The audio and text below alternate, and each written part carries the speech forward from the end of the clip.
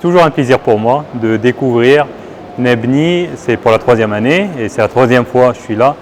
Je regrette de ne pas être là le premier jour, donc le mardi, mais bon, c'est juste partie remise puisque je suis là aujourd'hui.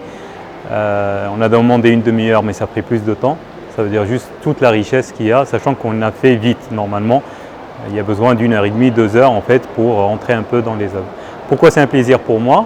Parce que en fait, personnellement, j'attends toujours cet événement qui permet d'égayer cet espace-là, qui est fait pour. En fait, c'est une façon de rendre hommage à un grand architecte, Ricardo Bofill, qui vient de nous quitter il y a quelques semaines, qui a imaginé en fait cet atrium pour accueillir des événements culturels. Et en fait, on a commencé véritablement à l'occuper que depuis les événements Nebni.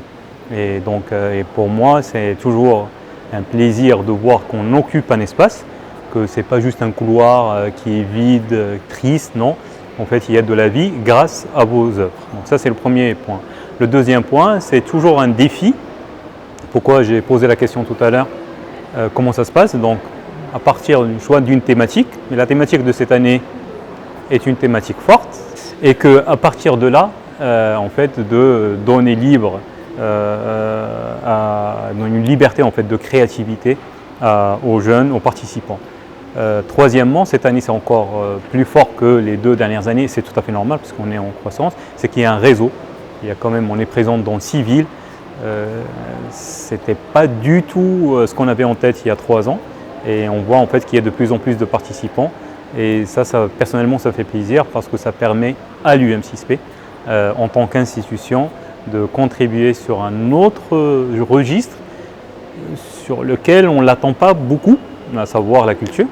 On commence à associer UM6P beaucoup plus à la science, sciences économiques, sociales, humaines, sciences mathématiques, business, des choses comme ça. Mais il y a en fait un impact encore plus fort à travers la culture. Et ça, en fait, c'est une illustration de cet impact-là. Donc l'UM6P, et à travers les réalisations de Maher, du réseau Maher et de ces créations qui sont présentes aujourd'hui, c'est une façon en fait d'illustrer l'intérêt de l'UM6P par rapport à cet axe, qui est un axe majeur, aussi important que les maths, que les sciences économiques et sociales, que le business and management. Et maintenant, on a de plus en plus de participants, donc l'impact va être encore plus important. C'est pourquoi chaque année, en fait, c'est ça la force de l'exponentiel. Il faut garder ça en tête, c'est ça l'exponentiel, c'est une année on double, si on double, à partir de là ça diverge. Et tant mieux que ça diverge pour nous sur ce volet, à savoir la culture. Donc, juste pour finir, un grand merci aux participants. Bravo à eux, parce que franchement, une très belle créativité donc, par rapport à tous les domaines, que ce soit le théâtre, la musique, l'art, la sculpture, le résumé de quelques textes qui ne sont pas évidents. Et c'est une invitation en fait, à l'ensemble. Je sais que vous le faites. Pourquoi je posais la question tout à l'heure sur les clubs de lecture, s'il y a d'autres participants en dehors de Maher, la réponse est oui. Et c'est exactement ça aussi.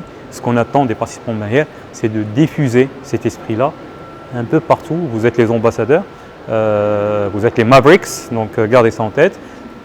Au-delà de l'UM6P, si on prend la ville de Ben Guerir, par rapport à ce que j'ai vu tout à l'heure, il faut qu'on pense à le mettre en place à Ben Guerir, à Youssoufia, à Sfi, à Jdida et ainsi de suite. Donc voilà, c'est une lourde responsabilité, j'en conviens, mais vous en êtes capable. Ça, j'en ai aucun doute. Bravo.